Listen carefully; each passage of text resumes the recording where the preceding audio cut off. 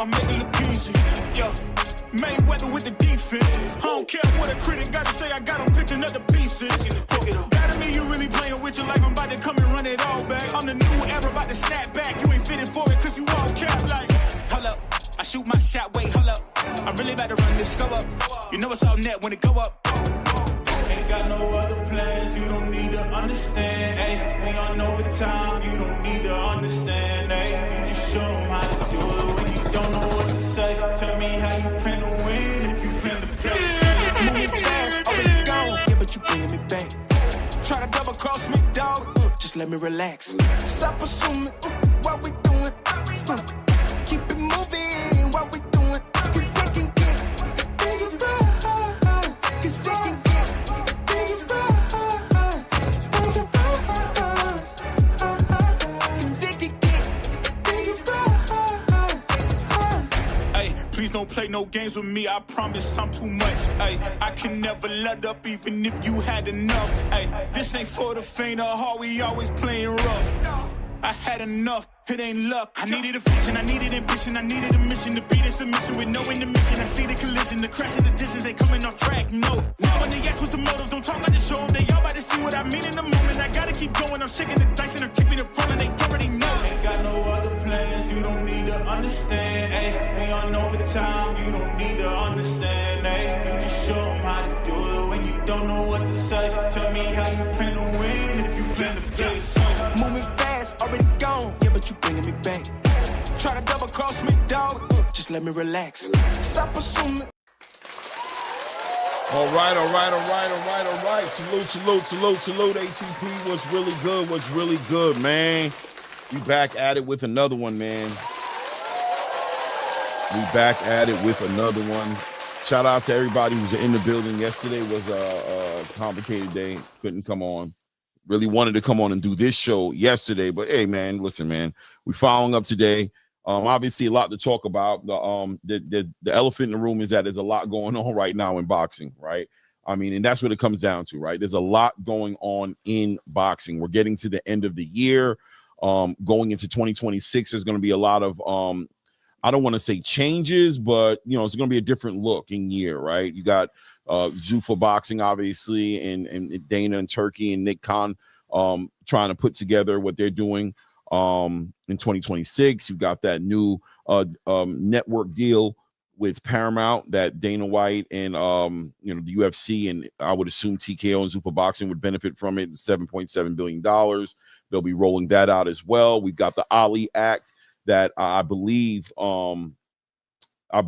is going to have some amendments to it or some additions to it, right? Or the quote unquote or amendment, right? That's going to be on that. It's going to give options to fighters to work the old way or work the new way.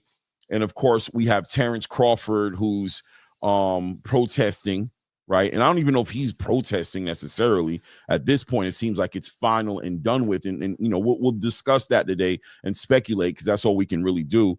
I mean, there are facts, glaring facts that are present in this situation, but ultimately, what seems to be infallible is that Terrence Bud Crawford is not paying $300,000, and that Mauricio Suleiman is no longer pursuing or not pursuing the $300,000 anymore. And I guess both parties have agreed to disagree. And Mauricio Suleiman is taking his belt and belts and Terrence Bud Crawford's status in the WBC structure as a champion. And Terrence Bud Crawford seems to be okay with that. And he seems to be moving forward with his life, right? Doing his thing, like he said, about to go get a turkey burger. But we're going to talk about it because obviously the space is speculating as to who's at fault. Is somebody wrong? Who owes who what? Where's the moral high ground? You know, and the business high ground. Where does that meet at? And all we can do is speak on it from our seat, right? From our position in the stadium. We're on the outside looking in. We're spectating. And what do we see and how we looking at it from our point of view?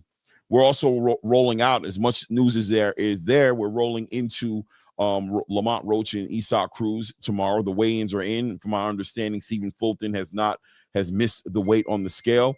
which I think is really interesting.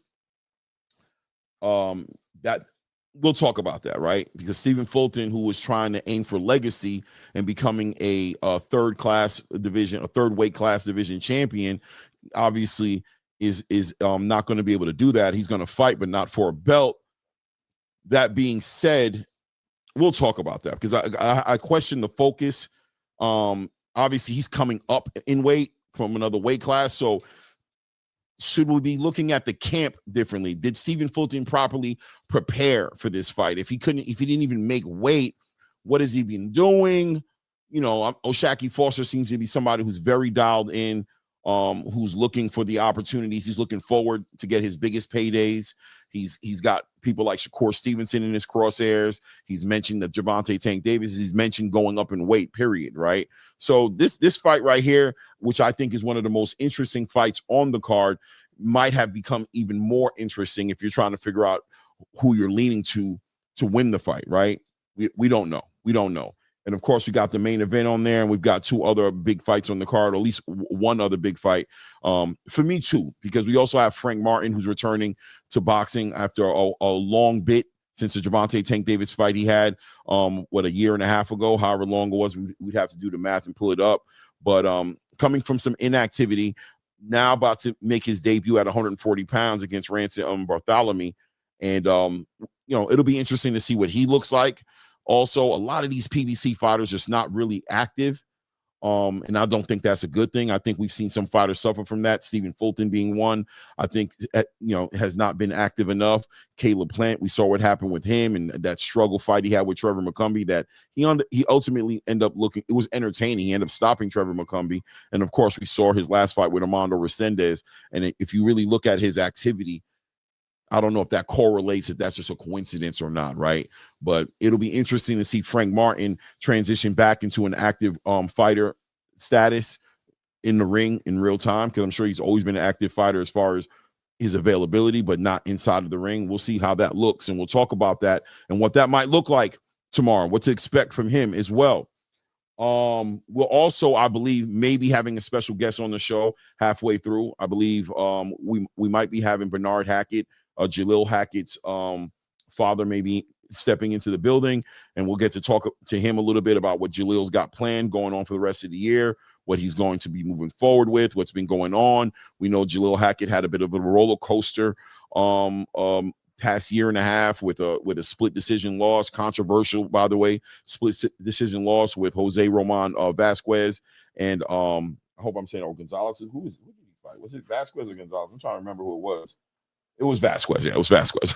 So, and then, he had his redemption fight, a very emotional moment for him, where obviously he spoke towards, his mind state and how he was affected by that loss and how people wrote him off. And he had a great return performance, went up in weight. People were concerned about that as well. He looked like he was having a hard time making the 147-pound weight class when he was campaigning there, went to 154 and has had one fight. We know Jalil's also campaigned to fight against Xander Zayas to become a WBO champion in the division. But we know Xander's got other things to do. Some people would say bigger fish to fry. Now that Xander has a January 31st appointment to meet Abbas Baharu for unification, things of that nature, right? So we'll talk to Bernard Hackett and find out what's going on with Jalil Hackett and what's going on moving forward. And of course, maybe possibly this time we might open the panel up for some people to come up and share some perspective on some of the topics that we're talking about. But right now, let's pull up the usual suspects in the building. My guy, Ray Davis. Angelo,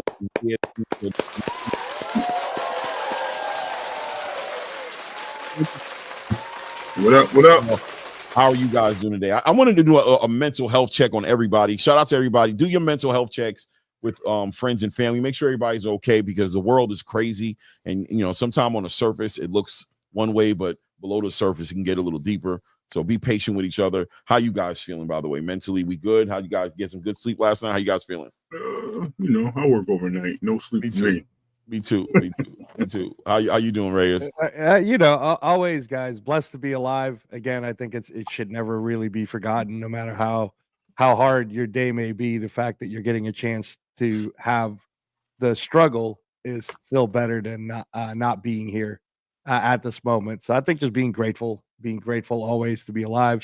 Had some fun conversations with you last night, Clay. Right. So that was a good time.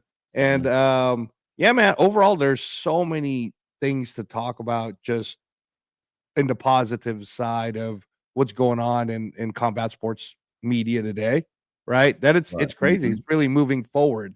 I think that's an important lesson too. Just when we're talking about life, I think it's just important to just keep moving forward, right? It's too easy to get bogged down. I know that the Dallas Cowboys, I know they lost last night. I'm not a Cowboys fan or anything, but always shout out to Marshawn Nealon. That was a terrible thing. Speaking of mental health, Right. what had happened to 100%. him, and again, that was a person who had just come off of a amazing week of winning, and he scored a touchdown that helped win the game. And then 7 days later, we come to find out the tragedy, which is why mental health is such a big deal. Shout out to the mental health show that Bash Boxing, Steve Bash, is doing next week in LA. The headliner of that Saturday card is the WBC Cruiserweight Championship between Badu Jack and Noel McCallan. And on that Friday night is the return of Jaleel Hackett, coming off of that amazing victory here in Las Vegas in September. So a lot of stuff. But thank you for always checking on that, Clay. It is a very important thing. I think you might be the only host and show that does a mental health check. I'm not sure, but I think you are the only one. I'd like to say tapped in because we're human, man, and that thing gets kind of blurred, especially on the internet. It gets very blurred. You know what I mean? Because people are just characters sometimes, and like we spoke about it, you know, there's you on the internet, then there's this whole other thing going on outside of this hour and a half, 2 hour moment that people are dealing with. So, you know, so we're human beings. It is what it is. But man, boxing is very interesting this week. Very interesting this week. You know, shout out to Ness over there, the Boxing Voice. I've been over there. And you know, I've talked about it a little bit over there, but I don't think we've really addressed it here. You know what I'm saying? And it's just different here, right? The conversation is just at another level here at times and can get way more deeper. We can get way more just more objective, I think, at times, looking at things from multiple different ways, because I think we're definitely seeing two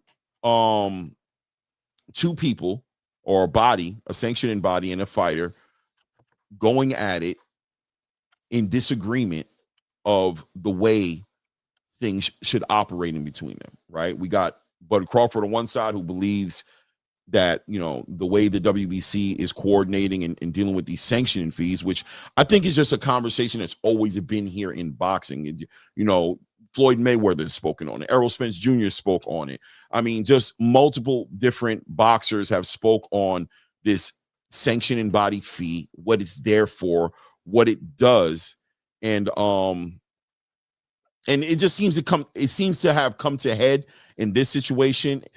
Bud Crawford being a 3-weight class undisputed champion, being the face of boxing, arguably, at least, in many levels. So definitely his position is starting to hold weight, and it seems to have gone viral. Mauricio Suleiman's communicated as to why he's stripping Bud Crawford for his title and you know, his position as far as the WBC is concerned.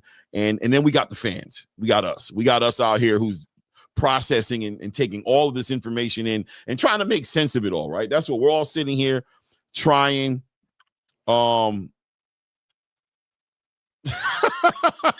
Salute HLD. Yeah, Chupacabra, bro. HLD with the support. Chupacabra. That's what we're calling it. What the fuck, Clay? I come on the chat and all of a sudden you announce we need to do a mental health check. I'm just a crazy Puerto Rican. It's natural DNA. No doubt, HL. No doubt. Yeah, no doubt. I hope you don't know. Mental health check. You don't know. We gotta check on each other, man. If we truly care about each other, we should check on each other. But yeah, like I'm saying, right? So that's what it seems like, and we're trying to process it all. And I always tell people, just remember that whatever you know, just know that we're not at the table. So there's just so many things we're not being exposed to, and we don't know what's really going on. So be careful about picking a side, right? From where I stand, I'm still giving benefit of doubt to both parties to a degree, right? I'm saying Terrence Crawford has a legitimate argument as to why he's standing on his square and taking his position. And I'm going to assume Mauricio Sulaiman has a legitimate reason for why he's standing on his square. But what do we know at this point? What we know is that Mauricio Sulaiman has been is under the impression that there's an amount of money that is owed in sanctioning fees that would justify Terrence Crawford being the a representation of as a champion at the 168 pounds, and that Bud Crawford owes him.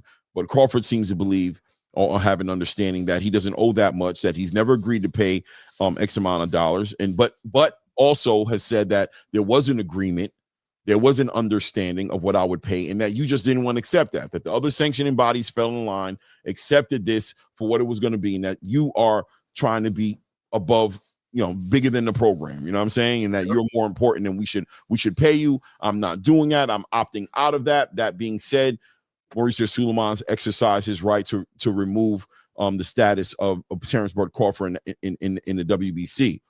But that being said, the question I think is Bud running off and not paying his bills, or is he exercising a legitimate option that he has?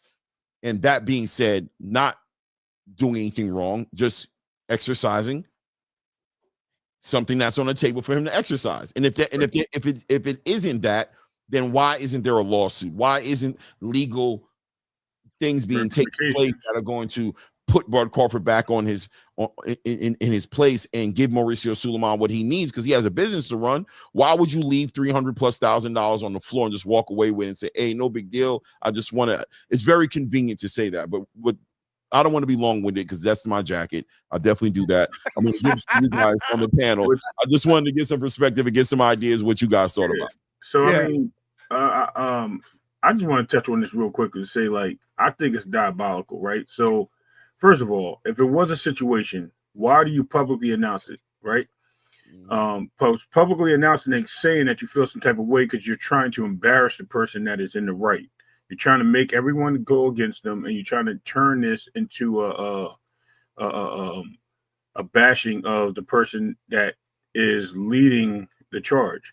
Now, at the same time, what I believe, and this is just me believing, I'm speculating, Mauricio Sulaiman expected Canelo to win, would have had a bigger taxation on the belt, and because Bud won, he doesn't know, obviously, what Bud made.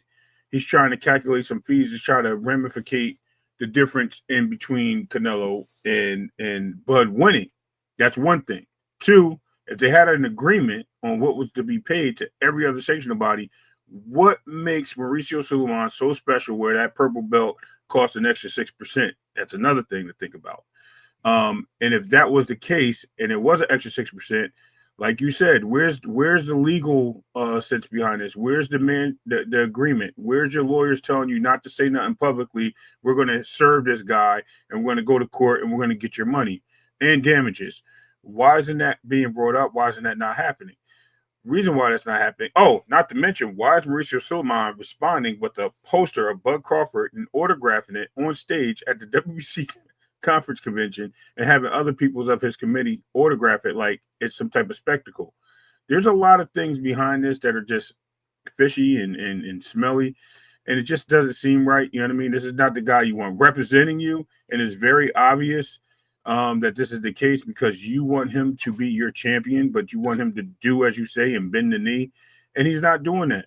And when he put perspective on what the World Championship belt was, what the World Championship belt meant throughout sports, we remember they never showed a WBC, WBO, IBF, WBA belt in Rocky or any other boxing movie. They showed a ring belt. They showed a lineal title, the World Championship title with the rainbow colors on it. The reason why they show that, because that is the belt signified with boxing. And the problem is, Bud put that out there. He made a great point, and I don't see Mauricio doing anything else. And when a man say he ain't paying me, if he owes me money, we going to court. And if you don't owe me money, I'm just going to shut up and eat my crow. That's it. All right.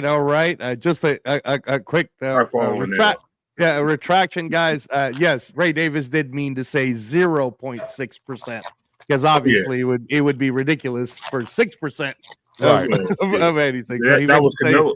yeah. The match Canelo would have Maybe been Canelo 6%. was giving that. Who knows? So Clay, in this show, we discuss it so that everybody could just have the food on their plate and they can decide to eat whatever it is that we have, right? And we've heard all the different perspectives, actually. So Eddie Hearn, for example, spoke about it while he's doing the press conference weigh-ins today at Monte Carlo for the Monte Carlo 6 card, which we'll touch upon a little bit. Pretty amazing card.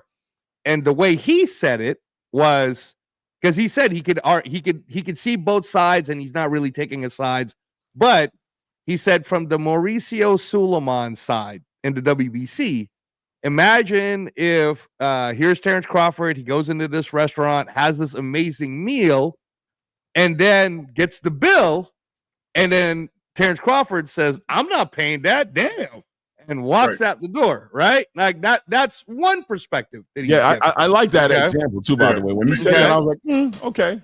It's an okay example. It's an okay example if you're arguing. Right? That's what he's saying. You're arguing for Suleiman, right? Right. On the flip side of it, though, we the people here, we side with Bud Crawford. We're like, damn, I didn't even know it was that much money.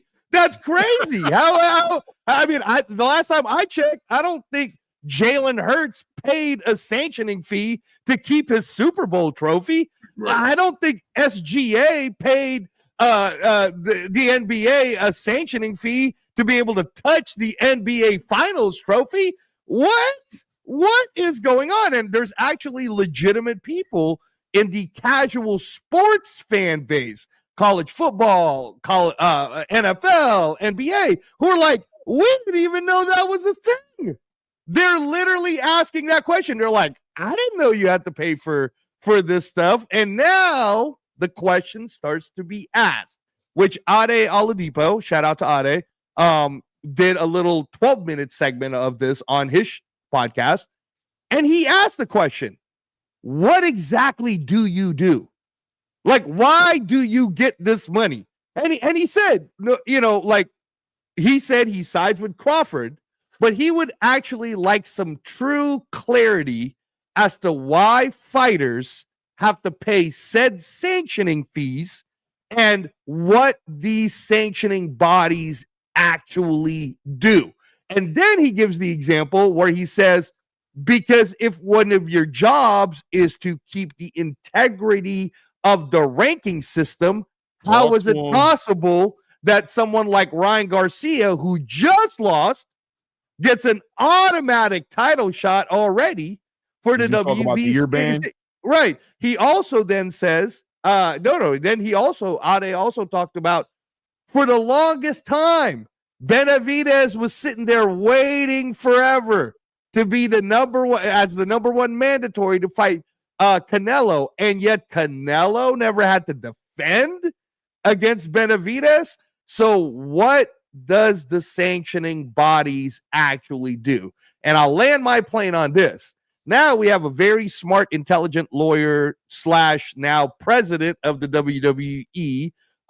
But he started out as a lawyer, going into becoming a boxing manager, eventually becoming into an agent. And I'm speaking of Nick Khan, who went on ESPN on the Pat McAfee show, which, like it or hate it, everyone, it's a way bigger platform than any boxing show that's out there.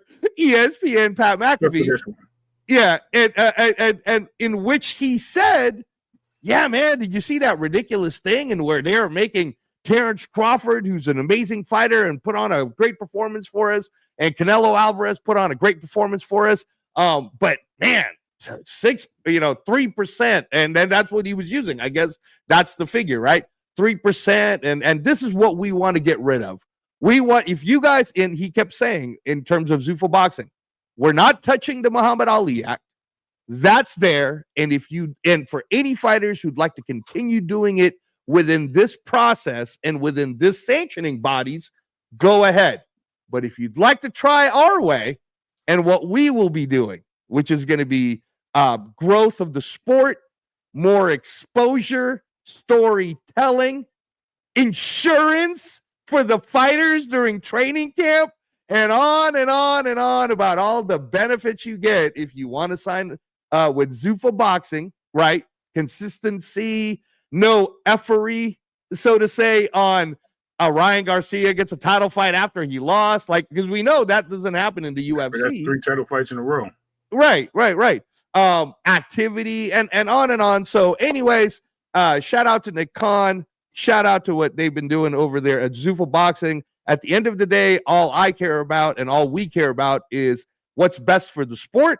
And what's best for the sport is more exposure and more options for fighters to actually showcase their skill set.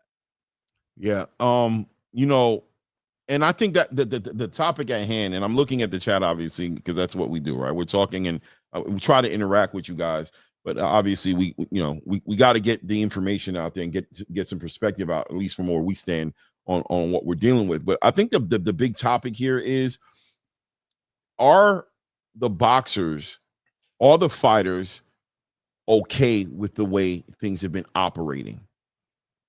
And that's what it all comes down to, right? All these there's so many different parts of this conversation that we can get into, but at the end of the day, are the fighters okay with the way things have been? Well, I think some fighters have been quiet and dealing with it as it is, but I think there's been a good share of fighters who have always questioned the value of paying these sanctioning fees. And I would say that this era of boxing, right? Terrence Crawford is the face. He's ushering in a new era, or an old school era, but a new era, because this era of boxing that we were in was the belts don't matter era. That's what I understood it to be. I don't know how many arguments I've been in with boxing fans or other people in the space about legacy, and people, you can't feed your kids legacy, right? And all these different things, and taking away the value of these belts. And I think there's an argument to say that the reality is most fighters come into boxing legacy driven, right? In the beginning, like, I want to accomplish, I want to be decorated, I want to be a champion, I want to be undisputed, I want to be what I saw the greats before me do, I want to do. Matter of fact, when Eddie Hearn and these guys speak about these belts, they speak about the legacy behind these belts and why these fighters want these belts. And I think that's a legitimate argument, right? As to why the WBC shouldn't just go away. The WBA shouldn't go away. It's because of the history of these belts and the great fighters that we've seen holding these belts. But at the same time, nowadays you have fighters who will sit there and say, listen, these belts don't matter. All they represent to us is fees, money, things that get in the way of us, being successful fighters, which is weird. And the conversation is always going to be, what exactly is the worth of these belts when it comes down to it, because of the money that comes with it, the fees, because you're charging these fighters to be champions in your organization. Whereas in most sports, the champions are determined over on who the best is. Right. That's usually just the litmus test. Who is the best? The championship represents who is the best. And in this business model, it seems like we've watched over and over again, especially in the past couple of months, we watched Ryan Garcia be pulled off of a ban list, come up with a loss, get thrown right into another championship fight, coming from a championship fight that was already within itself on paper didn't make sense, that both him and Rolly will be fighting for a WBA title when neither of them competed at 147 yet. That was weird. They just took Conor Benn, who just competed at 160, at 160 pounds, hasn't competed at 147 for over 3 years, coming off of a suspension as well.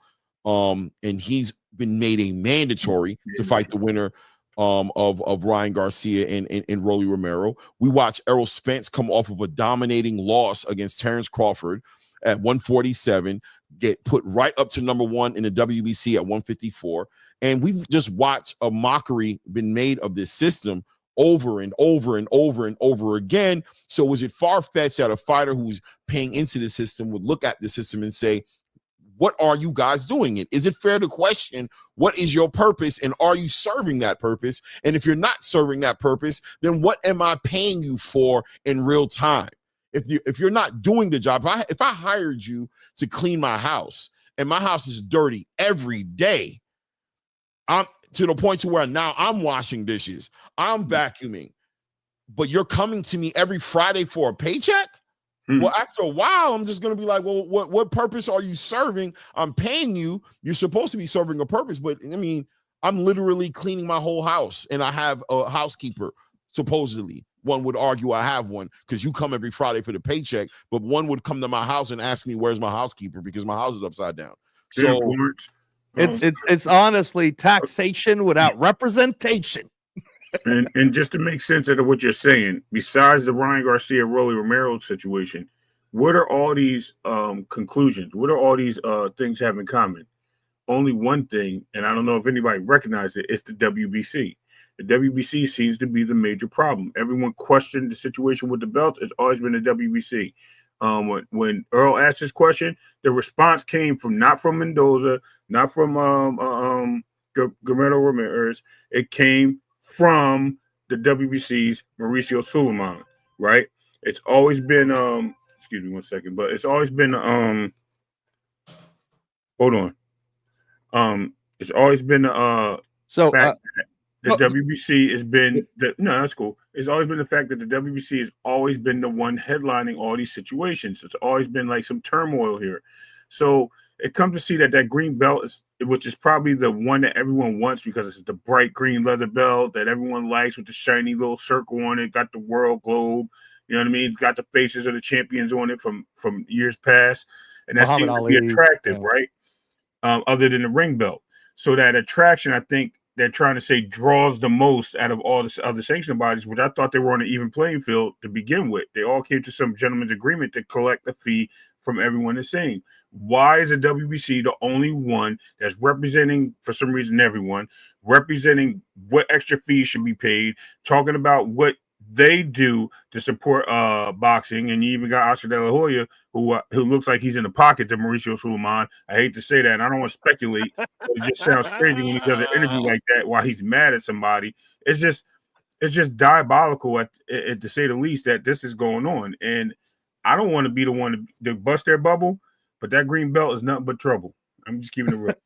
So again, and for anyone who is in support of one side or the other, the show is not crapping on the WBC. All right, so we're not doing that. We're talking specifically about sanctioning fees and what they're doing.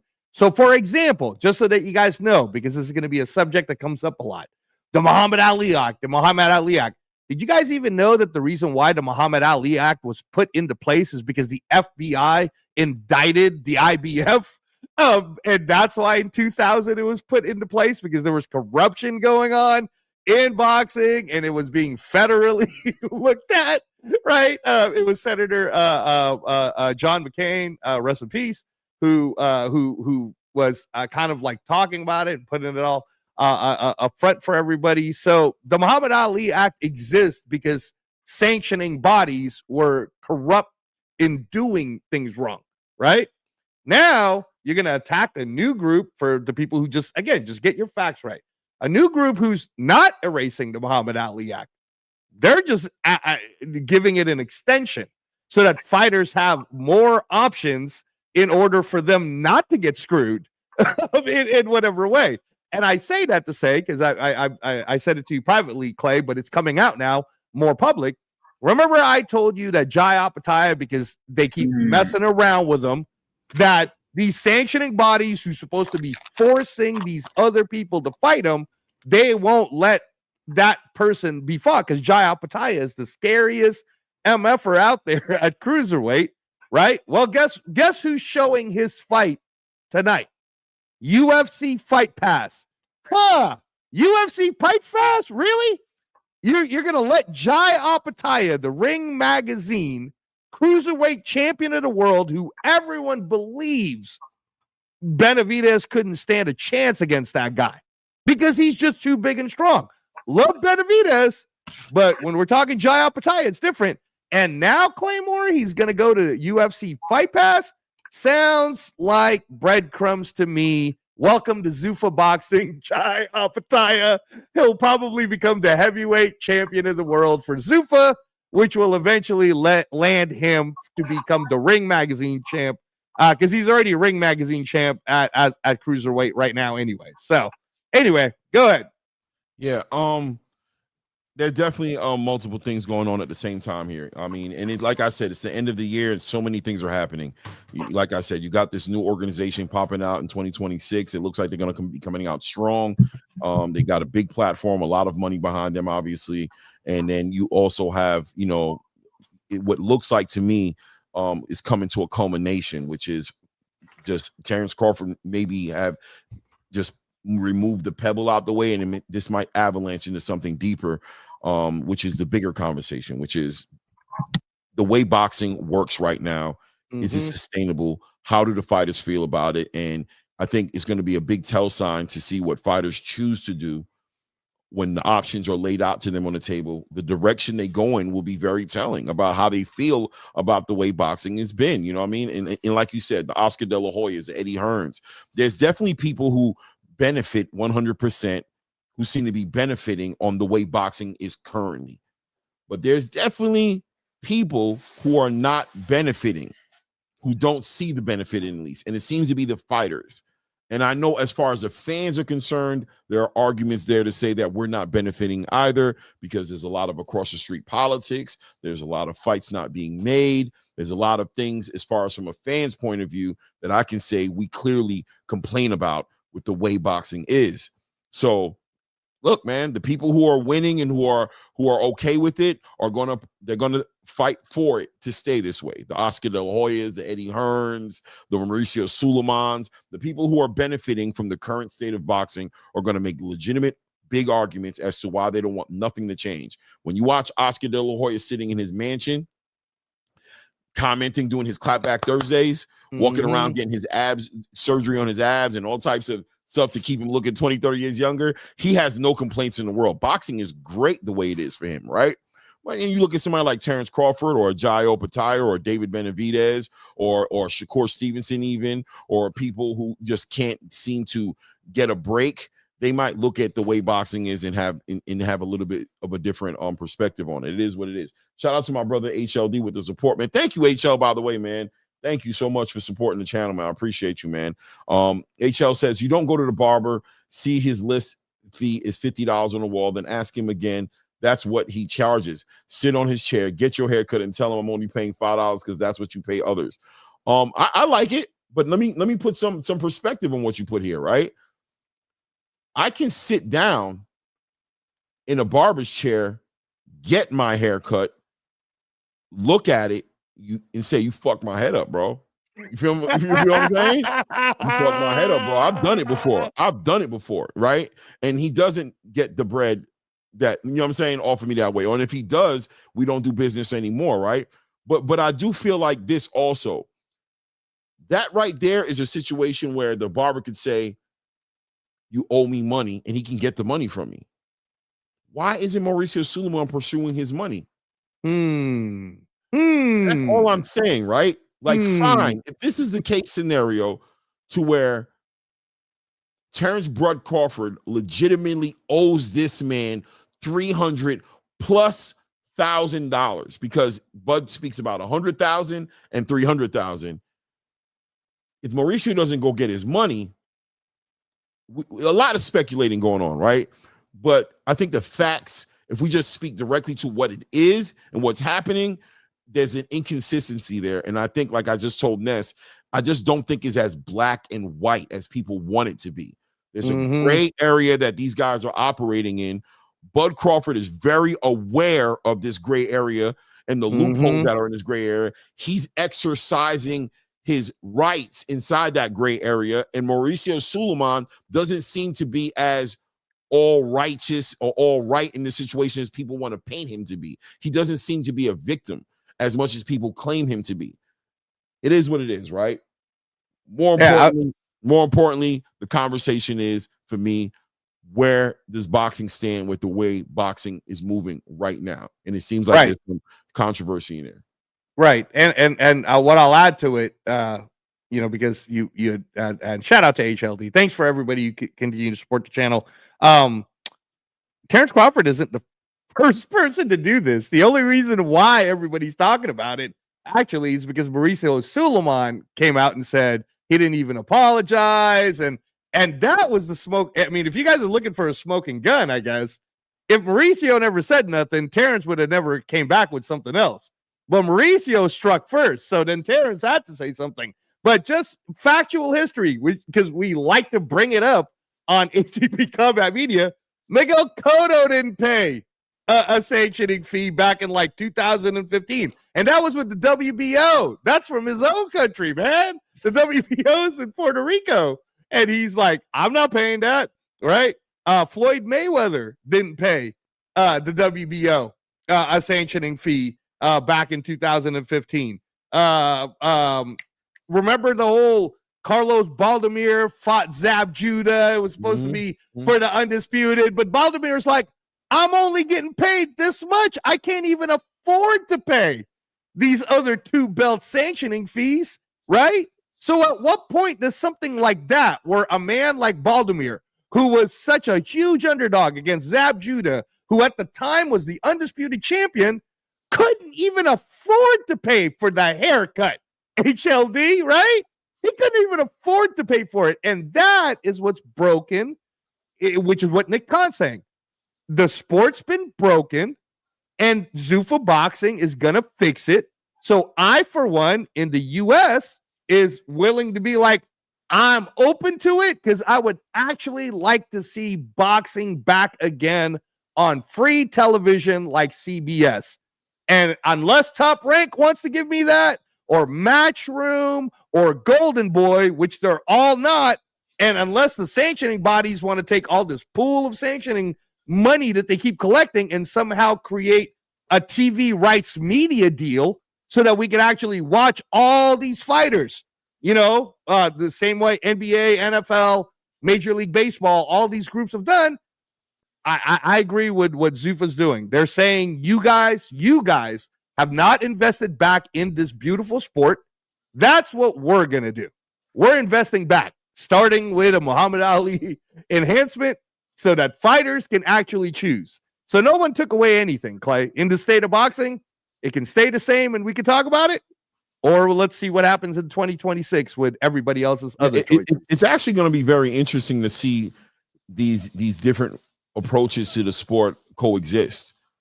It's going to be very interesting to see it because the fighters are going to get to see this. The fans are going to get to see this. And we're going to find out what's really happening, what's benefiting certain people and what's not benefiting certain people. It's going to be interesting. I'm sitting back. I'm patiently watching. I'm not ruling nothing out, but I am going to let you guys know that it's not black and white from my perspective. It just isn't. There just isn't enough information there to put my foot down on one particular position yet. I just need to see more. But I think it's something that's been needing to happen for a long time. It's needed to be spoken about in a big way. We need to pull the veil back on this, and we need to see what's really going on back there to really understand what's going on in the sport, because the sport has suffered arguably for many years without with no recourse. Nobody's been able to challenge the powers that be in these situations in the proper way. So it is what it is. But guys, the clock is ticking. Let's continue to move on. And let's talk about some actual boxing right now. We're going into Isak Cruz, Pitbull. Isak Cruz and Lamont Roach are getting ready to have their pay-per-view event this weekend, which is another conversation within itself as far as the pay-per-view and the value. We were talking about this on the Hangout last night, and I told Johnny, shout out to Johnny at the Hangout spot. I said they were trying to compare it to food and said, is this a steak? Does it have the sizzle and things of that nature? And I said, you know what? It's not a steak, but it's a good smash burger. I'm a big fan of smash burgers. I love smash burgers. I think they're really good. On any given Sunday, give me a smash burger, a bottomless amount of unlimited or ability to have some good garlic fries. Or what I'm saying, hot garlic fries, and that's a good time for me, right? But a smash burger cost has to be for a smash burger. It's $80 for that smash burger. That's when it gets weird. That's when it gets weird for me. As much as I love a good smash burger, when you start to try to charge me $80 for the smash burger, it gets kind of weird for me, right? But that being said, that's just my little comparison of how I want to put it. I really want to talk about the fights, right? Let's talk about the co-main event for 2 seconds, guy. Stephen Fulton misses weight, doesn't hit weight on the scales, and there goes his legacy that he's trying to cement as far as being a 3-division world champion. But the fight does go on. Obviously, O'Shaquie Foster is gonna take the fight. It's a payday. It's a big event, activities, everything. But that being said, going into this fight, I was 50-50 split. I'm leaning in one direction right now. I was leaning towards Stephen Fulton before. I don't know if I am anymore because I'm questioning how prepared he is, how seriously he took this. Because how could you come to this point, to get to this point? You're going up in weight. How do you miss weight? You've been making weight at 122. You've been making weight at 126. You wait to get to 130 and blow the scale by 2.5 pounds. Where you guys sitting here with that situation? Can I ask this question real quick? And you might know this information more, Ray, because I know you really pay attention to this stuff. What promotional group is Stephen Fulton in? Is he signed to Al Heyman? Is he signed to Top Rank? Is he signed to Eddie Hearn? Because if this is a free agent fight, I'm just going to throw it out there. If he's a free agent with the Bud Crawford thing happening, and he's like, I'm not paying no sanctioning fee, when I beat Shockey, and he's a free agent, he might be like, title. And he might be like, hey, Zuffa, thanks. I'll be fighting in February for Zuffa Boxing. I just want to know. I don't think any real fighter with any type of like following or success in real time is going to be doing the Zuffa. I'm gonna be honest with you, but we'll see. You're gonna be you'll be surprised, man. Nick Khan already said that it's going to be 12 Zuffa boxing matches on top of some of the mega bouts that they'll be announcing, which will be on Paramount Plus and CBS. So we don't know what we don't know yet, Clay. But let's hold. I said it. I don't know. I just don't. I don't think it'll involve those guys. But I do feel like going into the fight, as far as this being a physical affair, as far as this being a physical competitive sport, coming in and blowing the scale historically has spoken to fighters being prepared. Ray, where are you at on that? You're definitely muted. Something's going on with your mic, or that's it. No, I'll be putting in the button on. I got my son walking home from school, so I'm, just making sure I can hear everything going on there. But anyway, yeah, no, I already had Stephen Fulton losing this fight. And it's combative. I always thought Shockey Foster was the better fighter in this, not the better. Overall boxer, I should say. Stephen Fulton is complained about weight situations, all during this pressers of this fight. I'm saying that he's ultimately the bigger fighter. He walks around about 160 plus. He's been dying to get down to 126. He had to move up, and his next stop after he wins his title is 135 because of the weight that he carries. This just goes to show you, aka Devin Debo, the weight bully. I hate to bring that up, and David Benavidez, the weight bully, right? Boots, the weight bully. It's showing you how they move and how hard it is for these guys to continue to maintain weights at divisions that they really don't need to fight in. Now, it's funny that there are fighters that make weight no matter what. They're conditioned to it, and then they get criticized. They never miss weight. But then the fighters that miss weight, there's reasons. Oh, well, it's a bad camp, like Clay just mentioned, or it's this, or it's that reason. No, it's clearly in this situation. I think he wanted the title. What's going on over there is exactly what it is. Tom Brown is the promoter for Stephen Fulton. Okay. And it's just crazy that we're coming out there and dealing with a situation where it doesn't look good for the ultimate behind the scenes promotional company. Forget the promoter. Let's look at the promotional company. First of all, it was a whack, dry. My screen looked like I was watching on Tube TV. I am not going to lie to you. And this is on the computer, right? I got a 4K computer monitor, and it looked like I was watching a Tube TV in this press conference. I seen the lines going up and down the screen. You know what I mean? It had a red, blue, pink, green, you know what I mean? Button come on and said, okay, you know what I mean, with a message. It was crazy. So just to show you the production of this, just shows you a lot. But it just seems like Stephen Fulton was not into this. Like something took place. You know, he's talked about his history and the situation personally with the Inouye stuff and things of that nature. But it just seems like it's something that's not making him click into this fight. Now, win, lose, or draw, he may win. He may, see why he's there. Maybe he moves up. Maybe he stays there and he just does better next time.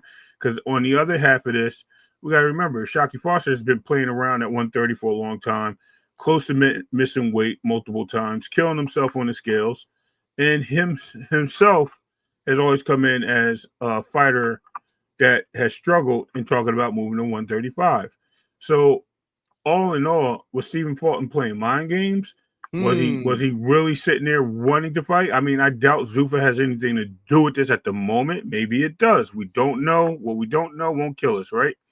But I would say that it doesn't look professional for Stephen Fulton to say this to be the least of the factors that I think Shockey Foster has put some questions in Stephen Fulton's head, and it could be a mind game. Look, Ray, I'm liking where you're going with this, right? Because that's where I'm at with it as far as the reality of this. I don't think it has anything to do with Zuffa. I think this is about the strategy behind this. There's also thought behind this. Outside of Stephen Fulton being injured or being sick or something, and that could be part of the reason why he couldn't cut the weight. Maybe he got sick and he put on some weight, healing up. Or maybe he had an injury and he couldn't run, he couldn't work out properly to cut the weight properly. But then again, Stephen Fulton has been sitting on his punches a lot more lately. He's been fighting inside a lot more, catching and shooting a lot more. He spoke with Brian Custer the other day about how he has a lot of power and people don't understand, and everybody's used to him being slick, but he can really crack.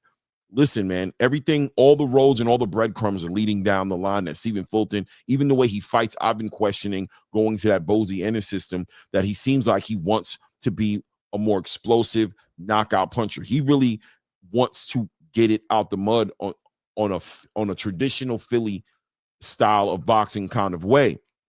Him coming in heavier, there's an argument there to say that he wants to be stronger, and he may have legitimately sacrificed his ability to become a champion just to have something stellar happen inside that ring, to have his moment like somebody. It just sounds like kind of like Ryan Garcia a little bit, right? Like what he did with Devin. You know what I mean? He comes in, blows the scale, knows that this guy isn't gonna throw the fight away. He's just stronger guy now. He's punching. You combine that with Shockey Foster, who's restricted himself. He's cut this weight. We've heard of him struggling with the weight cut before, right before the I want to say it was the first Robertson Conceição fight, where they were literally talking about him potentially going up to 135. A lot of people felt like the politics of the sport played against him that night, and that maybe Bob, was trying to push him up to 135 by having that robbery happen. But he came back and fought it out, and got it back in a rematch. But at the end of the day, he struggled with the weight cut at one point in the time to sit there and make that 130. So now you got a fighter struggling to make the weight cut, and you got a fighter who's blown the weight, coming from a lower weight class. Like I said, very Ryan Garcia, Devin Haney-ish energy, almost like the same type of situation. This could go multiple different ways. We could see Stephen Fulton being the stronger fighter tomorrow night when he fights against Shockey Foster. And that being said, does that sway the way we are looking at this fight based on those intangibles?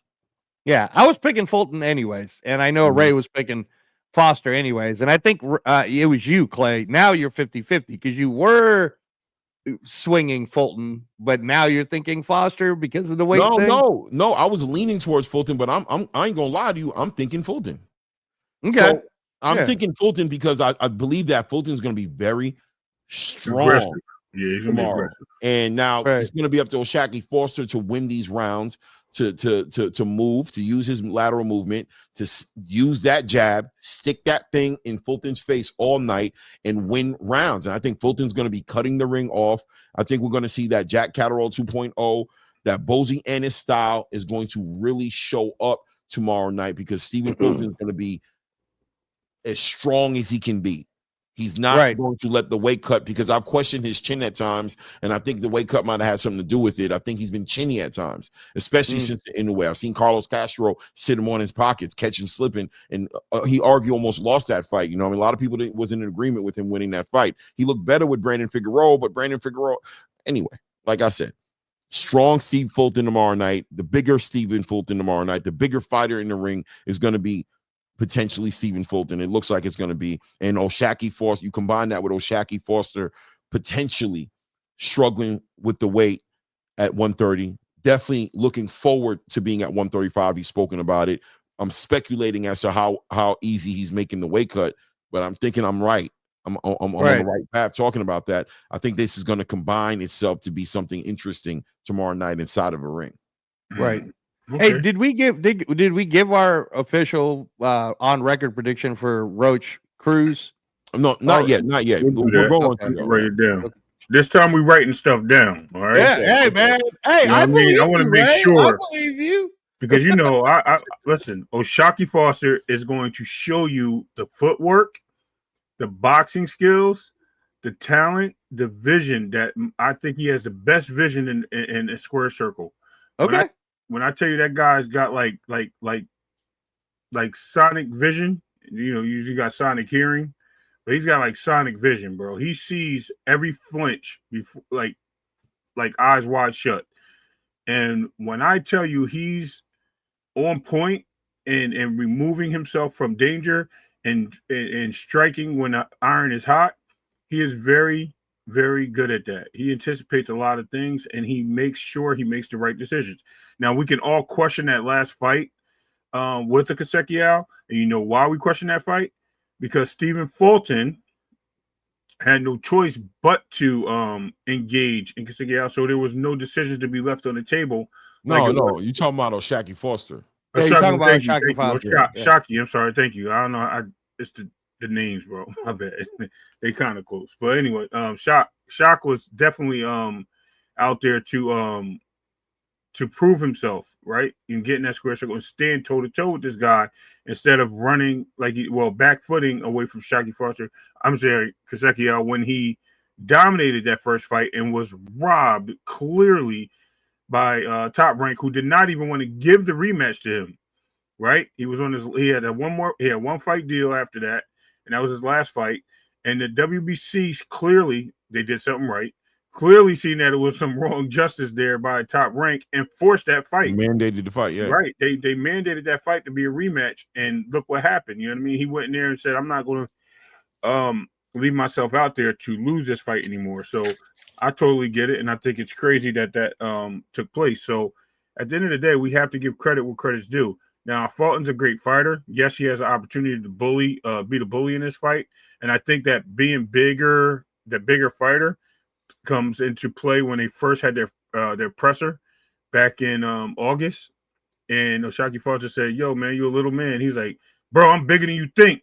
And I remember him saying that, right? Listen, I'm telling you. I think this is a play on. We're going to show you how. But can it work against Stephen Fulton? Are you seeing absolutely. That? Obviously, being bigger comes with its cons. The pro is the strength. The pro is all that. The punch resistance is probably going to be improved a little bit. But I've always the best Stephen Fulton I remember seeing is the athletic, slick Stephen Fulton. This version of him, I'm telling you, and me and you've had this conversation, Ray, multiple times, and before this fight was put together. I just don't know who Stephen Fulton is right now, and I don't know if he's effectively been himself as of late. I think I can look at his fights. He's Bosie's project, bro. Right. This is Bosie. Since he's returned from the Inoue fight, it's been shaky for me, just being honest about how I'm seeing his performances. And I know people, what people say to me whenever I talk like this, bro? They get upset and they go, oh, you crazy? He was a pound for pound fighter. You know what I'm saying? Before Inoue, he was this. Okay, I hear you. Right. He could have been that then. My question is he that now? And he hasn't been fighting like that now. Right. Styles make fights. Timing is everything. This version of O'Shaquie Foster versus this version of Stephen Fulton, we'll find out who the better one is tomorrow. Right. And I love what he said yesterday about the losses. Like, listen, losses are experience, bro. And you got to remember, one of those losses was clear robbery. So at the end of the day, you're gonna clearly see the skill set and the design of what a boxer looks like in that ring when you see somebody that deals with somebody oversized. Now, and if he loses, hey man, shout out to Stephen Fulton for the game plan, and shout out to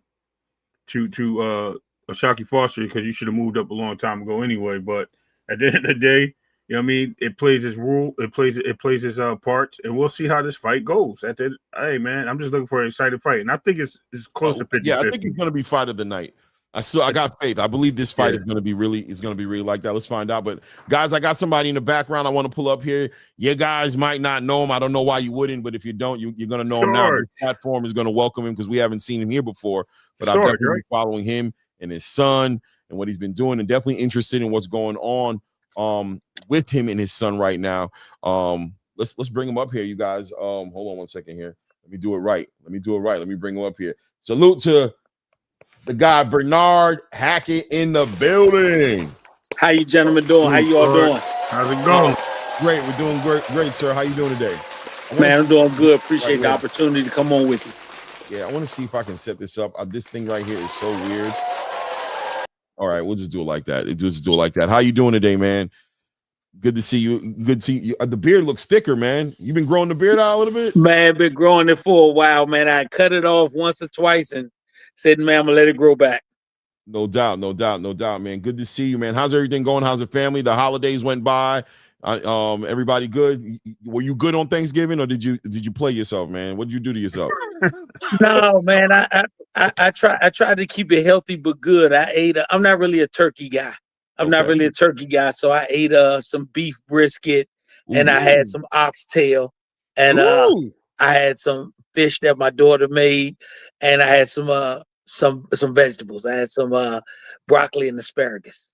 Wow. He put the vegetables in there. That was good. He slid the vegetables in there. He found a spot for him, but that brisket sound all right. So, man, it sounded like you had a good holiday, man. Everything is good, man. It's been a fun, like, the past year and a half, it feels like, with you guys. Jaleel I don't know. Is Jaleel a contender right now, or is he still a prospect? Because his record is only like 10. How do you look at Jaleel at this point? Like, is he a contender as far as you're concerned at this point? Let me say it like this. From my vantage point, I look at boxing as eras. Mm-hmm. The era in front of us, in my opinion, is the Charlos, the Boots Ennises, the Lauras, all of those guys who ushered in that time of the PBC, and everybody who came with the Bud Crawford time. Even Canelo, I don't consider him to be of their era. He's the era before them, along with Floyd. So for us, I'm looking at if people want to put him in the current situation. And when I say the current situation, if there was something that came up and they said, just an example, hey, we don't have an opponent for Carlos Adames, would you be willing to take that fight for the right price? Then that's him being a contender. But if you look at it from my vantage point, our era is the Xander Zayases, the Abdullah Masons, the Vargases. That era is the era that he is in. And in that situation, I think all of them, with or without a title, they're all still coming up because they have very youthful records. And if you were putting yourself as a betting man, and I say with all of them, don't exclude my son, they would all be the underdogs to those guys, or if nothing else, because of lack of experience. I like that. So it depends on the situation that he's in. If you put him in a situation where he's fighting a Charlo, then he's an up-and-coming young fighter getting a big opportunity, which may be too soon. If he's fighting an Emilio Vargas or he's fighting Xander Zayas, then he's a contender because both of them are at the same point in their careers. I love that. Mr. Hackett. It's a very honest response and one that actually makes sense for people, especially a casual a sports fan to understand how to actually see and picture where Jaleel would be. Certainly, we just saw, guys, Brian Norman, who Ray called correctly, was not experienced enough to fight someone as experienced as Devin Haney. So yeah. Now, I was telling you, Mr. Hackett, for me, I was personally there to watch your son in Las Vegas at the Fontainebleau under Steve Bash Boxing for the Underdog Series. The opening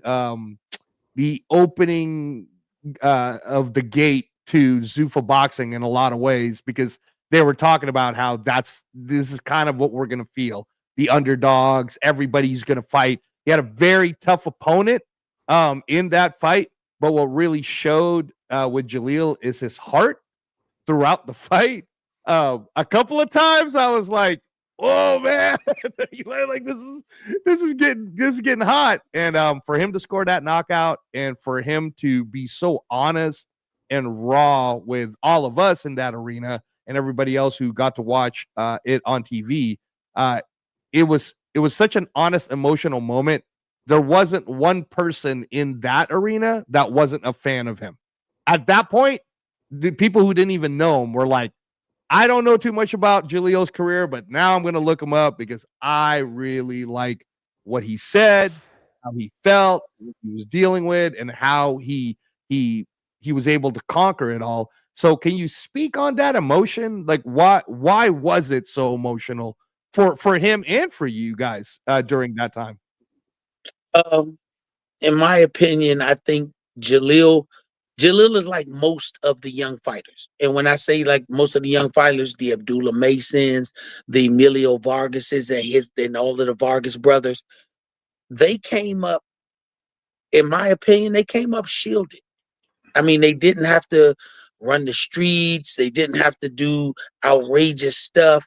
They were known as athletes. They weren't known as, it's like a 5-star high school basketball player. He's known as an athlete. He's not known as anything else. That's what he's dedicated himself to. So they really haven't had a chance to develop their personality.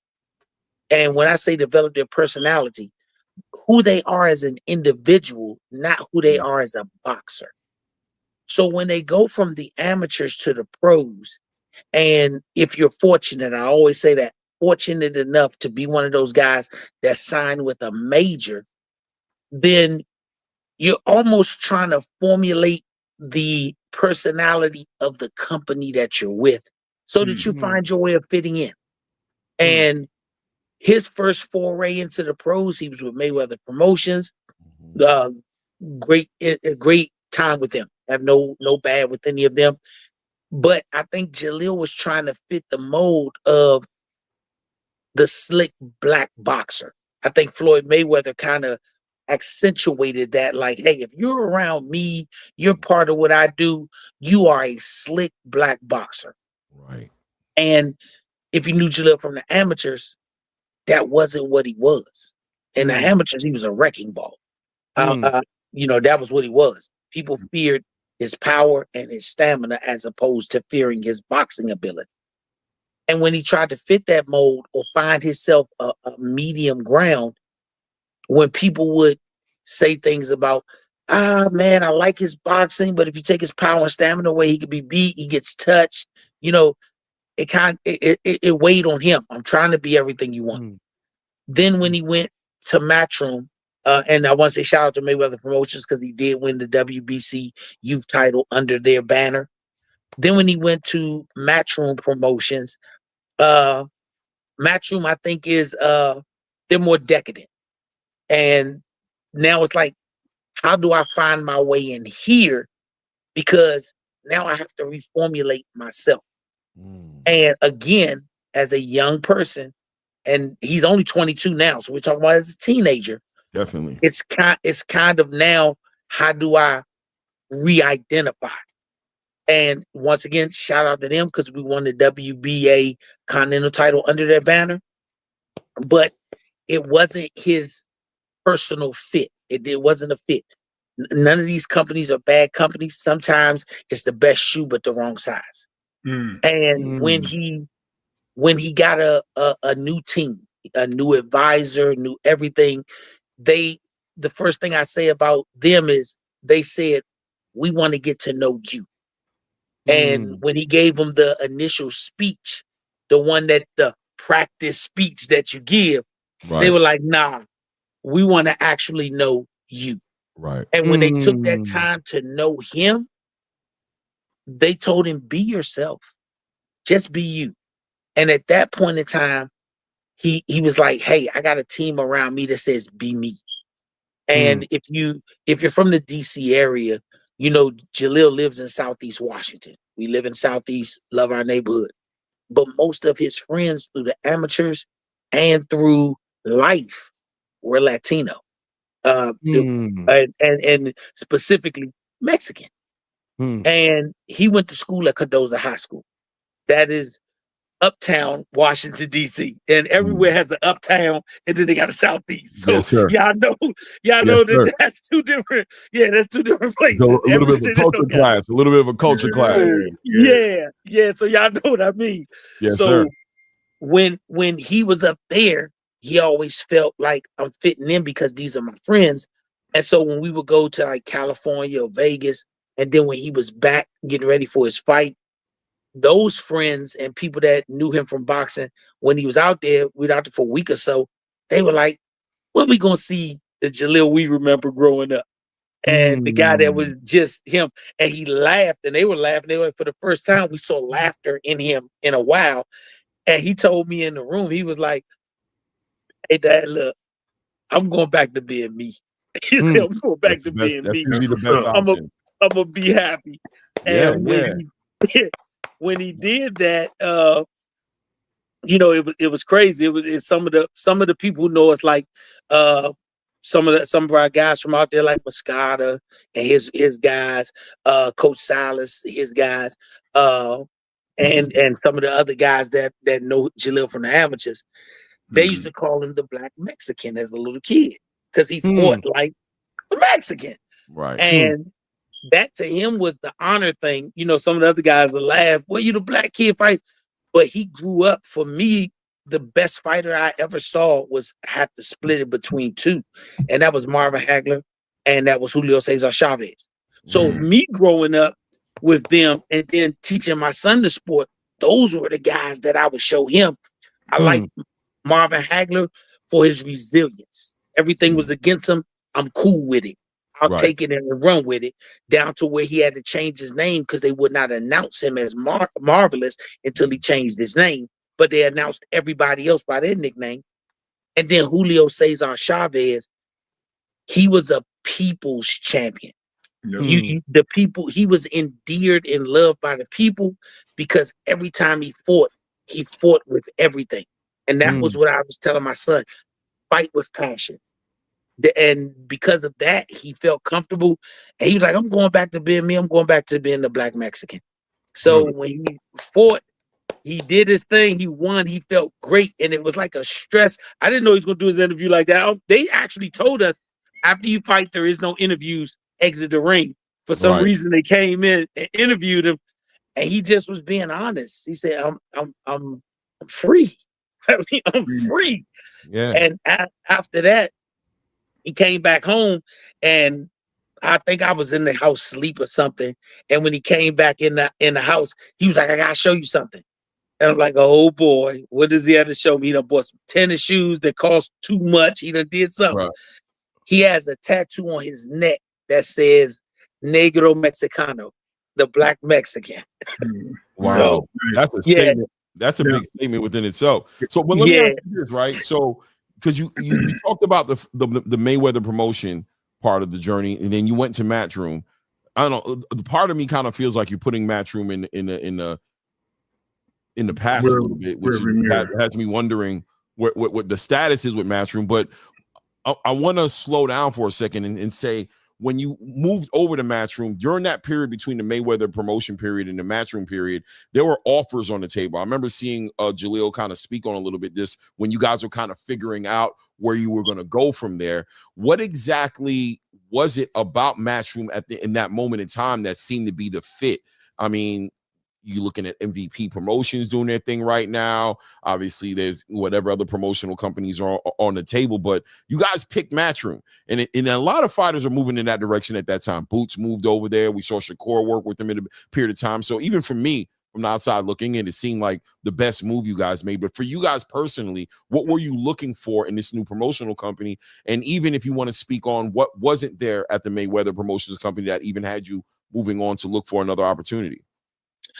I think at the Mayweather situation, it wasn't a bad situation.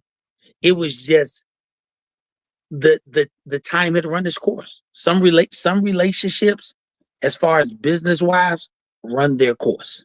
As far as a personal level, Jaleel still talks to Floyd. Floyd was one of the first people that called him when he won his belt both times. Said keep moving in the right direction. On a personal level, I tell people all the time, this is what I say, and everybody might laugh. Floyd is the Snoop Dogg of boxing now. Snoop is Uncle. Snoop is Uncle Snoop to every single rapper on earth. No matter what company you with, you ain't got to be with Death Row, which he purchased. Shout out to Snoop. But he'll give you advice. If you catch him somewhere or you got a way to contact him, he'll give you advice. And you're not even one of his guys, and the advice don't benefit him, it benefits you. I think that's where Floyd Mayweather is right now. As the promoter, I think he's done so much in boxing where it might not just grab him the way that it once did. But as the person and knowing the whole script, I think him engaging with fighters on a personal level without the cameras is where he gets the biggest value. Every fighter goes and talks to him. Every fighter has done mitts or run with him or something. Every fighter has asked him questions about their deal. And Floyd doesn't need a bunch of cameras around to talk to you. So I think in that way, that next level of Floyd Mayweather he's the Snoop Dogg of boxing. He's that guy that's the uncle to every young fighter. If you can't get a door open for you, but it's that time for the door, if you can talk to Floyd gonna get that door open. And you'll talk to whoever you need to talk to. And he ain't ask you for nothing. He said, I don't want to be your manager. I don't be nothing. You needed a door open. So I think that was it for him, for Jaleel. And that was a great time. Now moving to the Matchroom situation, just to be straight honest with you, shout out to Eddie and his team. We wanted the best opportunity to show that Jaleel was separate from every other prospect, and we didn't want to wait. We wanted it immediately. And Eddie and his team said, hey, let's make it immediate. Your first fight with us, we'll give you something that puts you there. And they offered us the Pete Dobson fight for the WBA Continental title, and we took it. Pete was just coming off a 12-round decision loss to Conor Benn, which was a great fight. And Jaleel was like, hey, I think this is the fight where I step all the way in the water. Me personally, I said, hey, Jaleel, let's just take an introductory fight, and then maybe the next time, this is your first 10-rounder. Let's take a fight that might not be as tough for the first 10 rounds. You only got 8 fights. And Jaleel was like, nah. He was like, nah, I'm really that good. He was like, his Instagram used to say, I am him. Right. And we got the Pete fight. He did what he was supposed to do in that fight. Got the win. And then it didn't go bad. It was just opportunities that we wanted to do in different directions just weren't aligned with their cause. I think we spoke on it at a later date because, like I said, we never badmouth anybody that we work with. And we said Jaleel asked for the Usman Lima fight a year before he fought Boots. Jaleel asked for that fight. Right. At that time, they told us that the fight didn't have any value. The IBO title didn't do anything for Jaleel's career. Okay, fine. And then we see a year later what happened. But I shout out to Boots and his team. That's my man. Boots a great guy. Him and Jaleel have sparred a lot. His dad always give me good advice. But right now, Matchroom's only focus dealing with basically anybody is Jerron Boots Ennis. And rightfully so. He's a superstar. And that's that company's superstar.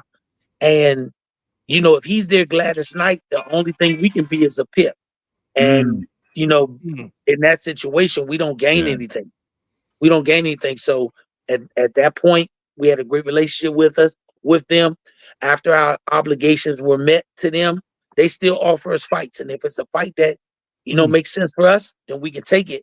Right. But we're not locked in, obligated. So if somebody else, like the opportunity that came from the Box Raw Doghouse sparring, which the Turk and his people were all invested in as far as the visual part for us, that came, and we didn't have any reason not to. Want to say respect to Rashidi Ellis, because I'm just being honest. It was a lot of guys with good names that were up there. Several of them were asked to spar with Jalil. They said no. Rashidi Ellis was asked to spar with Jalil. He was like, bet, let's get it in. So I give much respect to him, because I'm gonna be honest with you. If Rashidi didn't spar with Jalil wouldn't have got an opportunity to spar, because the rest of the guys said no. And we weren't gonna spar with an amateur kid that nobody knows. Jalil sparking him don't do nothing for us either way. So we got that with Rashidi. It was great. They offered us the opportunity to fight in Las Vegas on their Doghouse card. And it was overwhelming. The whole situation, dealing with all of the people there, dealing with Steve Bash and his team, the Bash boxing team. Everything was first rate. Everything was very professional. No knocks at all. Everything was seamless. Jalil's happy he got the first complete knockout on their card. So that was big for him. And because of that, they got in touch with our team and said, hey, we got another opportunity to fight on the Steve Bash card, and that's the one we're fighting on now. So for us, we're in a great position, where I think we're in an amazing position, because we're finally with a team that we fit. The other two teams we were with, they were not bad teams. I would tell any young guys, if they're the fit for you, sign with them. Right. Nice. But for us, it wasn't the fit. And now that we have what we consider the fit for him, and they're looking out for Jalil's best interests all the way around the board, we don't have to wear so many hats. So that's the beautiful part of it. Yeah. Mr. Hackett, can you speak to who? I mean, if it's okay with you, could you let us know who his new advisor is, and who you're working with now in advising with Jalil? Well, Ish is advising him, and most of the people know that boxing. Ish is the advisor with Bud Crawford. So, shout out to him. I mean, when we first spoke to him, he wanted to know about Jalil. Not too many people want to deal with any athlete and know about them. He wanted to meet with me, my wife, and Jalil. He was like, I'm not working with an individual, I'm working with a family. I want to know what I'm dealing with. That's what's up. Yeah, he said, I want to know what I'm dealing with. What are the issues? What are the problems? He didn't want Jalil's preset speech. He wanted to know about Jalil. Nice. What is it about you? And what can I do to make things better for you? And that was the part that really got me to say, hey, this guy cares about what direction you're going in. That was the big thing. I like that. That puts a lot of perspective on you guys, right? And I like the way that you guys came around to enjoying that moment. I want to take it back to the Elijah Vines fight. Now, and I heard Jalil talking in an interview and telling him how they called him into that fight. It was kind of like last minute off of camp, and he was dealing with like an illness or something, which is great.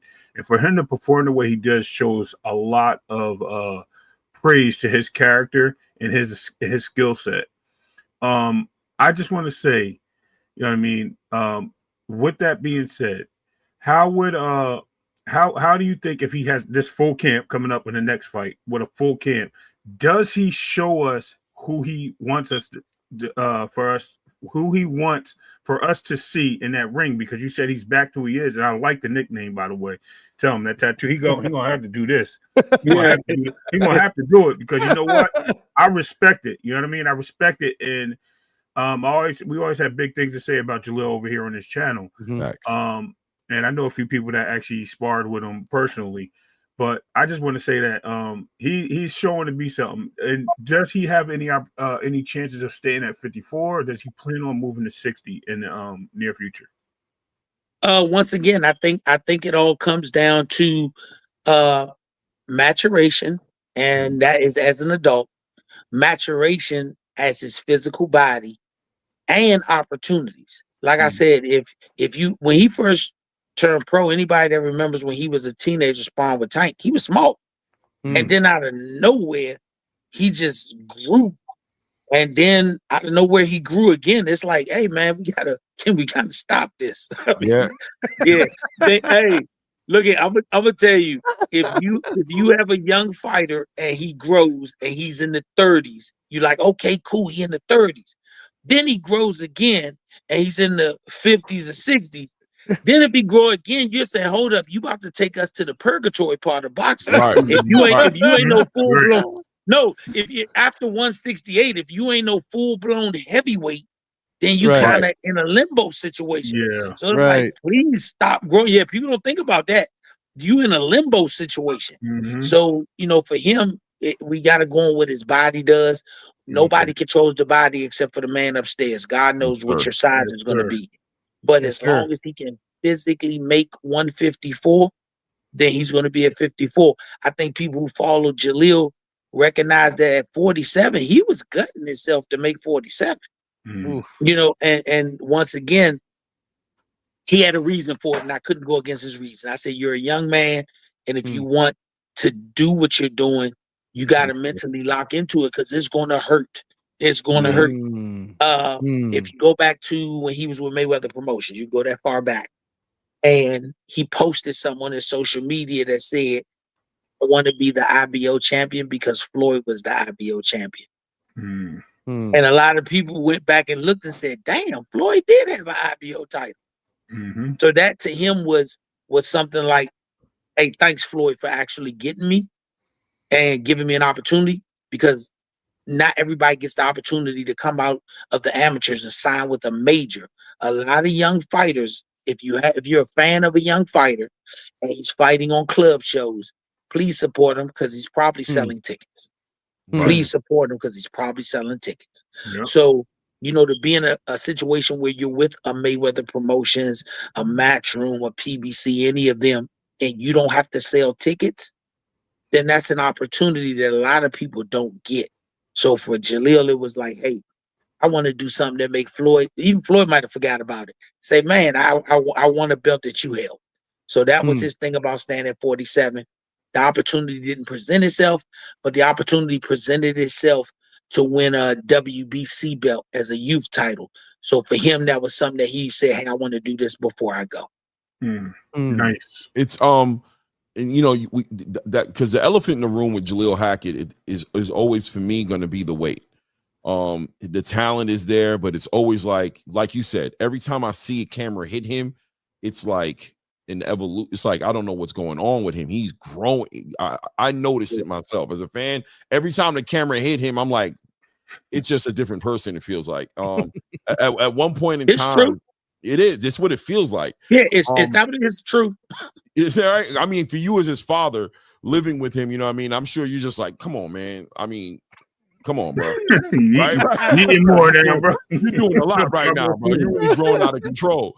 But that being said, is there pressure there to have him accomplish things in these divisions before he leaves his division, as far as the weight and him growing and the plans that you have for him in that division? Or is that colliding a lot? You know what I mean? Like, we planned on doing this in this division, but it looks like we might have to start considering leaving this division potentially. Is there a pressure on you to, because I'm noticing, to speak to the elephant in the room as well, again, like you guys in 147, it seemed like you guys are almost trying to negotiate a Brian Norman Jr.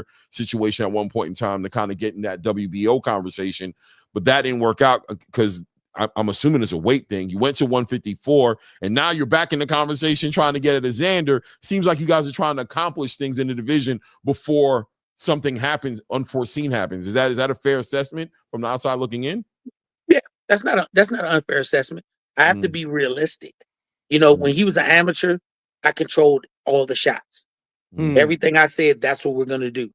But he's a young man now. And as a young man, he has goals and things he wants to reach. So like I used to say, in the amateurs, he worked for me. In the pros, I work for him. And I have to help him get to the goal that he wants to get to. But I have to also be mindful that we have to be able to adjust. And I have to explain to him, like, some goals aren't attainable. And if they're not attainable, let's get to as close to the goal as you want. You wanted to be a welterweight champion. You want to be multiple division champion. Well, you did that. You know, because I had to convince him to move on. Eddie and them will tell you, he was like, I'm going to fight at 47 again. Like, come on, brother. We're not doing this with you. And I respect him for that. You won 2 belts at 47. You won 2 belts by 2 major organizations, a youth title, and you won a continental title. You outgrew it. Now you're at 54. The opportunity to fight somebody like a Xander Zayas has come about. He's going to take it. It wasn't about the money. Bob Arum could have said, we offer you 200,000. That's all. He was still going to take it, go to Puerto Rico, do what he had to do. But I honestly think that at 54, he has a longer stretch where he can do 54. Like I said, for every fighter who's fighting, cutting weight hurt. It just hurts.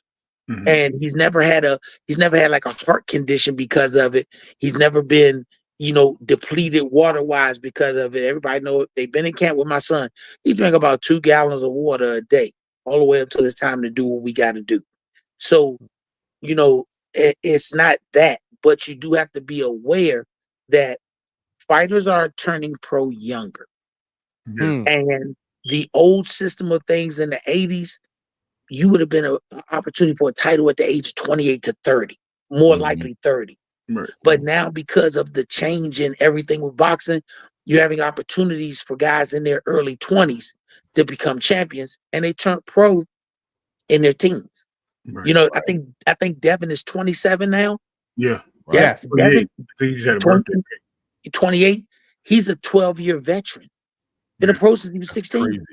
He's a 12-year veteran. Right. So, he's an elder statesman, even though he's as young as he is. So, and I think with Devin, Bill had to go through this too. I think Devin looked spectacular physically at 47. Yeah. He looked spectacular. And even with that, they still talking about 54. Right. So his dad might know, hey, y'all saw him look good, but we may need to go somewhere else so he can look at his peak performance best. So every situation has a different cause for it. Everybody's physical makeup is made up different. You just have to find the sweet comfort spot for yourself and then be there. If he has the goal to win a 54 title and the opportunity presents itself, then of course he's going to take advantage of it. Yes. But if an opportunity presents itself to say, hey, Jaleel, nobody wants to fight you at 54, but we got you an opportunity. Just use an example. We got your opportunity to fight Carlos Adames at 60. Then Jaleel's going to say, I'm going to 60. I would advise him to, because we know we can stretch your run out at 60 even longer because you're leaving 54 early. Right. But in the perfect world with us, Jaleel's one of those guys that has to set his sight. He's dogmatic in the fact of, if I have blinders on, I set my sights on something. Even if I don't get it, that's my motivation. Right. So for him right now, fighting Xander Zayas and making the biggest fight that can be made at 154, that will be the fight that he wants. And even if you consider the champions who are there now and the top guys, the only fight that will be 50-50 and they both do what they have to do in their next upcoming outing will be Jaleel Hackett versus Xander Zayas. You won't get a 50-50 fight anywhere else. You're not going to say that Ortiz versus Boots is 50-50. You're not going to say Keith Thurman versus Fundora is 50-50. You're the IBF champion. We don't know when he's going to fight, but that's not a 50. Everything else across the board is a lopsided 70-30, 80-20 matchup. Right. I think the fans have grown sick of it. I think the fans are saying, stop giving us really expensive predetermined fights. Yes. Give us something Talk to him. that makes sense where we're enamored over the two Right. fighters. A 23-year-old Jaleel and a 23-year-old Xander Zayas fighting each other. That gets the fans activated because this could be the beginning of a rivalry. Nice. You're not going to see a rivalry between any of the current champions. Those guys are going to win a belt, move on, probably go up in weight, or they're going to win a belt, move on to fight somebody else. Then a lot of them close to retirement. We talking about guys in their early 30s, some of them in their mid 30s. Keith Thurman on the back half of his 30s. That doesn't intrigue. Yeah, that doesn't intrigue fans. Fans really do want 50-50 matchups that have a lot at stake. And the only 50-50 matchup I will say until something shows me change is Jaleel Hackett versus Xander Zayas. Well, I want to say this. First of all, you're selling me on this. I'm not gonna lie. I wasn't. I'm being so. I ain't gonna lie. I'm drinking the Kool-Aid right now. Right. I wasn't before. I'm not. I'm a very frank person. I was not jacking that fight before because it didn't make sense to me. But no, you're right. You know what I mean? Just when you look at their age and where they're at right now. I mean, Xander obviously going for a unification fight against Abbas at the end of January. That's clearly the bigger fish to fry for him. Smart fight. Smart fight. I praise it. My son, like I said, I work for my son. I work for Jaleel. He does not work for me. Right. Jaleel tells me every time when somebody he wants to fight has a fight or he has a fight, I cannot berate them on social media. He's like, you cannot do it. So you haven't seen us say a word about Xander except for, hey, handle your business, champ. It's a great fight. That's all. Because my son respects the game. He tells me, he like, Dad, you a coach. You're in a fraternity of coaches. You've never been a fighter, but I've never been a coach. So you're in that fraternity. He said, I'm in a fraternity of fighters. And if he got a fight, especially unification coming up, he don't need me distracting him, and I don't need him distracting me. Right. Ooh, I like that. It sounds like Jaleel is yeah, man. I would love to speak to him too, obviously, because we're gonna get a chance to. Obviously, we're gonna get a chance to. But what I will say is, Mr. Hackett, to you, speaking on that, I always ask this of fathers who also are the manager, who also are the coach, right, or the advisor. I always ask them this question where, and it seems like I don't even need to ask this of you because you two have such a great relationship. There's a separation, but I do ask that question: how is it that you can separate the two? You're his dad, but then you're his manager, and then you're his coach. You know how you know what? Do you kind of know what I'm asking? No, right? I understand. Yeah. I understand. I think it comes from a situation of I have plenty of kids. I have plenty of kids. He's the baby out of all his brothers and sisters. And the one thing I've learned over the education of being a parent is that you birth a kid, you raise a child, you respect a man. I birthed him as a kid. I raised him as a child. Now, as a man, I have to respect him and I have to ask him. Previously, I told him. But now I say, hey, what is it that you want to do? What direction do you want to go in? Where do you see yourself going? Because then he's giving me his input so that I can make the best educated decision for him. Right. I think a lot of times you have a dad that has guided his son and he'll say, why I guided you this far? I know what I'm doing. You just listen and follow my direction. And then they get mad if the son says, you don't know what you're doing because you've never done it with anybody else before. So you can't tell me that you know what you're doing when I'm the first person you ever did it with. Now, if I have another brother, if I have a nephew or cousin, anything, then you can tell him I know what I'm doing because you did it with me. With me, yeah. Right. But if I'm the petri dish, I have to have so much faith in you that you're doing the experiment but you're making sure that we check all the boxes before we put the components together. Right. That's the only way it works. Take away you're the father.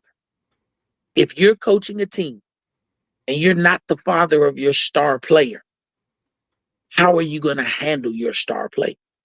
Because he got a mama and a daddy. And if you ain't respecting him, his mama and daddy say, my son don't want to play for you no more. Right. So why not give your kid the same respect as you would give a star player and say, let me get his input? Yeah. No, that's legitimate. That is, I mean, I like the way you're. I hope that you come up here a lot more often, by the way. But very articulate and well thought out, man. And you got a son on your hand. A little joke went in my mind. I don't even know if it's appropriate, but I was like, this is why they didn't want the slaves to learn how to read. You know what I'm saying? No, you speak. That's appropriate. It's appropriate because I'm gonna tell you what somebody told me, and it's so crazy. I'm gonna tell you what, and I'm not gonna say who it was because everybody in the boxing world knows him. He said, "You know why your son not a star yet? As far as the big name, the belt, and everything." He said, "Because nobody controls you all.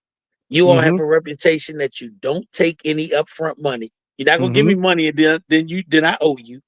You all have a reputation of you work extremely hard, and you have a reputation that everything you do, you think it out. And that's something that they hate. That's what they hate. They're like, if somebody controlled you that was on the inside of the tent, say your son would be a world champion right now. Say he have a title. And I actually find that to be very respectful because it's telling me that our integrity means a lot to us. Yes. And the person that ultimately has us working with them, if their integrity means a lot to them, then we'll be the perfect fit for them. So it's not that we haven't had our opportunity. If you look at Jalil's career, I don't know how many young prospects who started their career as a teenager has already fought, I want to say 2 or 3 southpaws and 4 or 5 fighters, either with undefeated records or 1 loss. And I can say none of them fought at least 2 guys who, at the time when they fought them, they had all knockouts. Jalil has done that.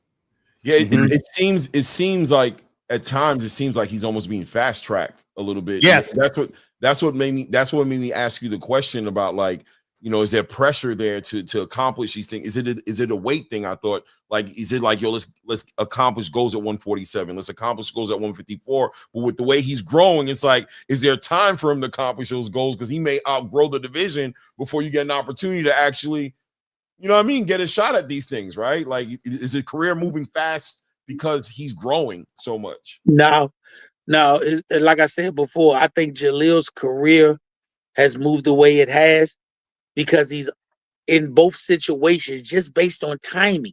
Just based on timing. Jalil has been a pip. He's never had a chance to be Gladys Knight. So when you're a pip, I want to be honest to people. When you're one of the pips, they offer you an opponent. Right. If you turn it down, they may offer you a second one. But in all reality, they say, hey, we'll get another fight for somebody else. So, but when you're in the Gladys Knight position, they're going to find the sweetest opposition for you to fight to build you into something that a lot of other people could have done.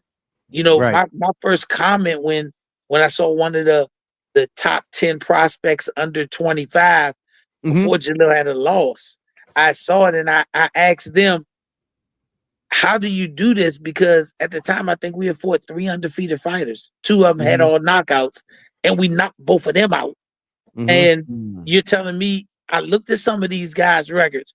They had dudes on there that was 3-11, 9-24. And y'all talking about he's the next guy? I'm like, okay. Right. That padded. Okay. That padded. You know what I like about your statement? Well, go ahead, because it's about that time to wrap it up, and I want to get absolutely. I like the fact that you just said that he's the kicker, not the quarterback, right? The quarterback's always remembered before the game, after the game, in the presses for everything. But the kicker wins the game, right? He's the hero of the moment. He's never remembered after that moment, but he's always winning, which I like that, right? That's a great resonation. Now, I did want to say this real quick. With boxing, this is a boxing fan question.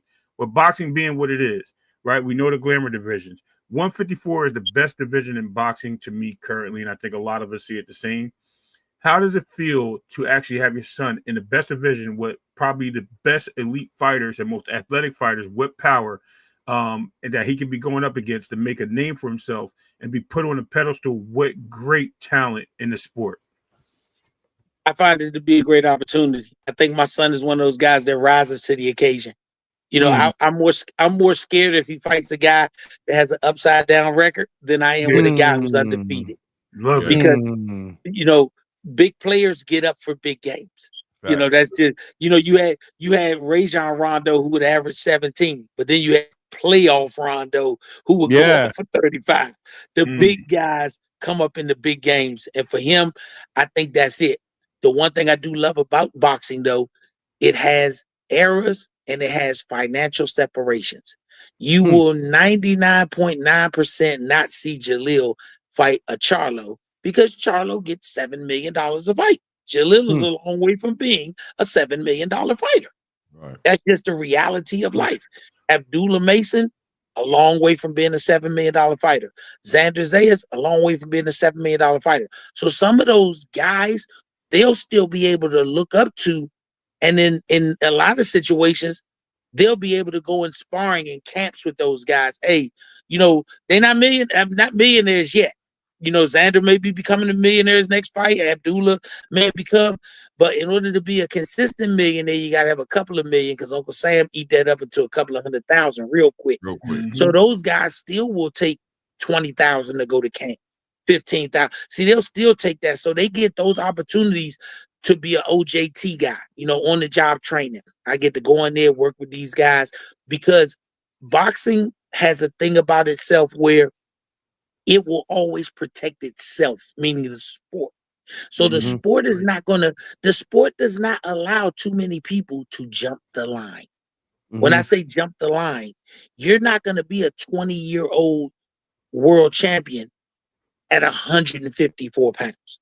Because they're not going to let you jump that far up the line and let a guy who might be on the way out the door in 2 or 3 years knock off a guy who could have been the next door for 2 or 3 years. Right. And that's how I look at it. I'm not looking for a fictional fight with Jaron, who's trying to become undisputed, with the Charlos who are still doing their thing. I'm looking at a realistic fight where Jalil and Xander are not just somebody's undercard, they are the main event.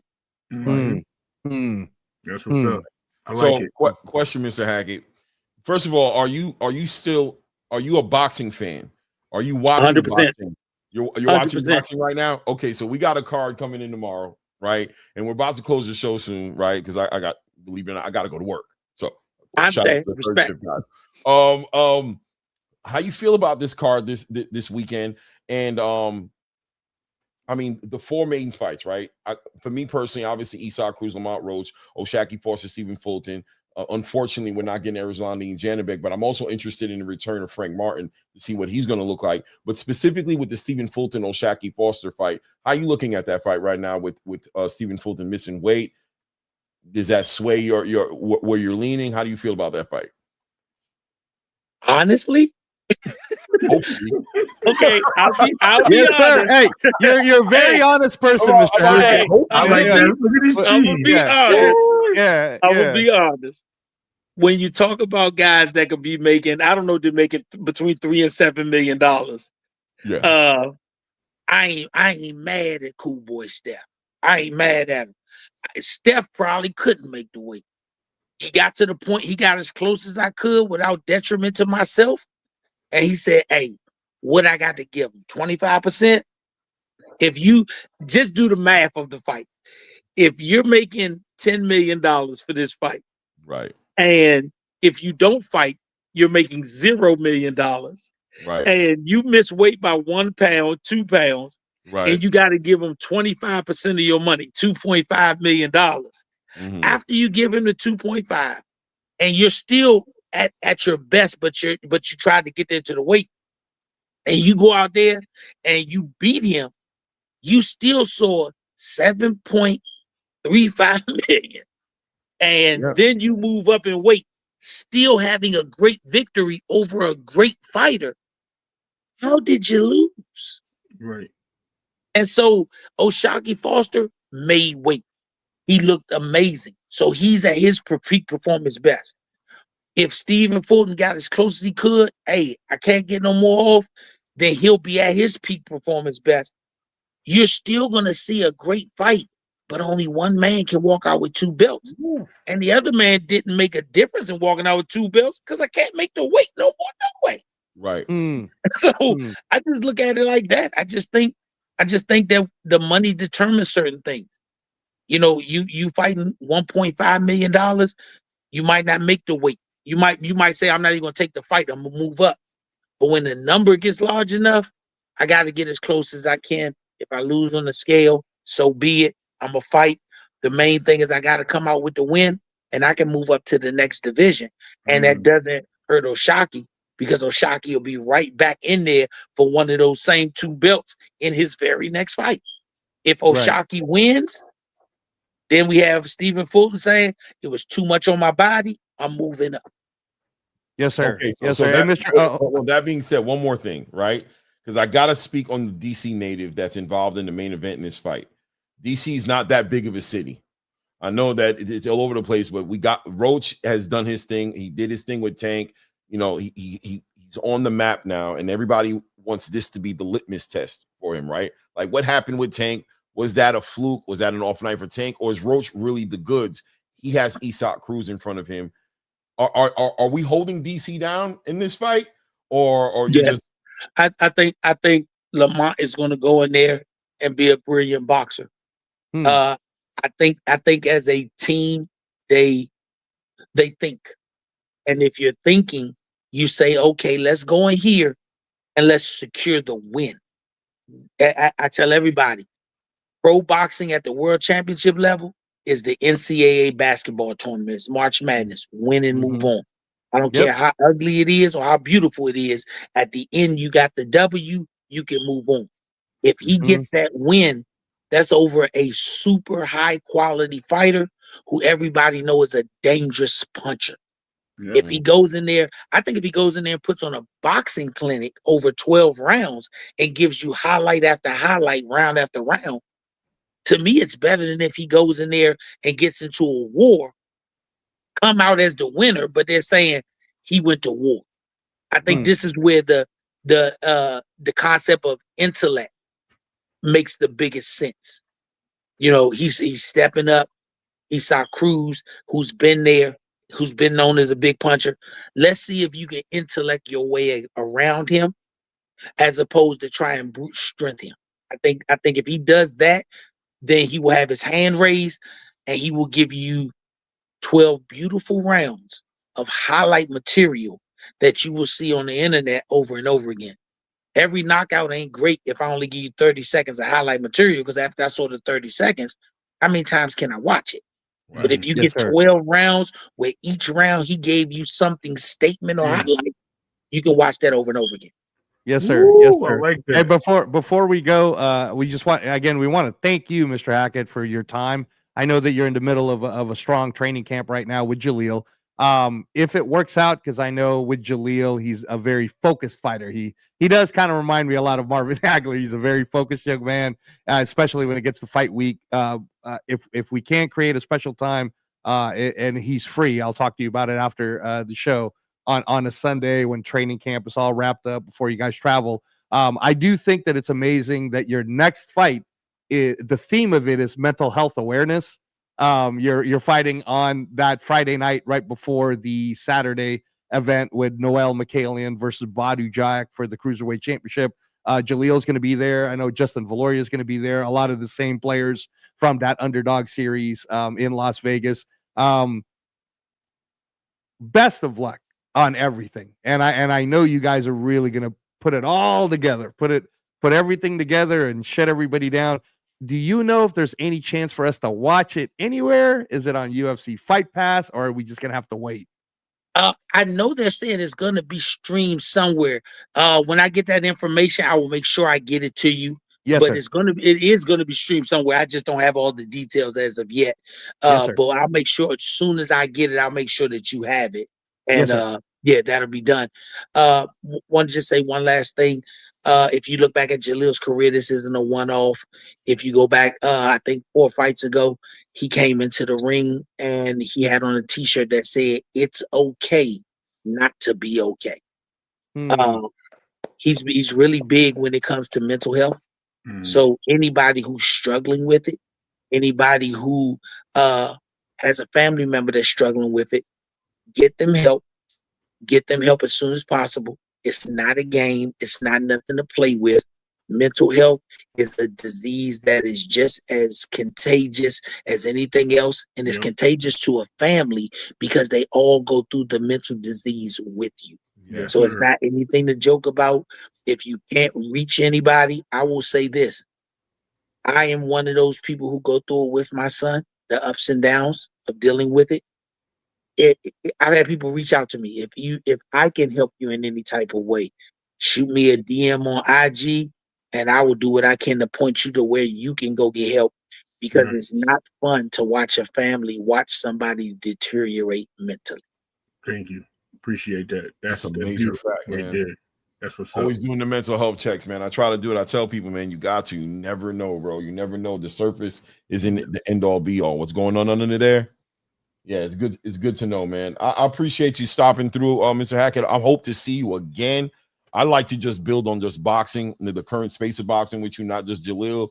You showing yourself anytime, brilliant mind. Anytime. Man. Yes, sir. Ray know how to get in touch with me anytime. Yeah. I like good people. You know, I think your mind flourishes when you feed it good things. So if I can have conversation with good people, I'm always open to it. Yes, sir. Yes, sir. Thank you again for your time, sir. You have a great one. Tell Kevin to say what's up, man. Mr. Pitts. Salute to everybody in the building, man. Appreciate you guys, man. It's another one. Salute to Mr. Hackett, man. We'll be tapping in with him to see what he's to see what him and Jalil are doing in the future. Yo, Reyes, man, salute, man. Good. That was Reyes who got the plug, who brought in Mr. Hackett on the channel today, man. It was great to pick at his mind and get some real perspective what's going on with Jalil. Hopefully we do get to speak to Jalil as well and get some perspective from him. Guys, if you're in the building and if you haven't done it, I gotta remember, I gotta tell you guys, hit the damn like button. Smash the like button. We're giving you this amazing content, and we're giving you honest truth from the ground, man. Come on, guys. Listen, you guys should do it as soon as you come into the room, man. Hit the damn like button. Subscribe to the channel if you haven't done it. It really helps. Tell a friend and tell a friend, man. Until the next one, I gotta go. You guys, thank you for being on the panel with me today. Thank you for Mr. Hackett being up here. Until the next one, it's that ATP Combat Media Show. And at this point, we out.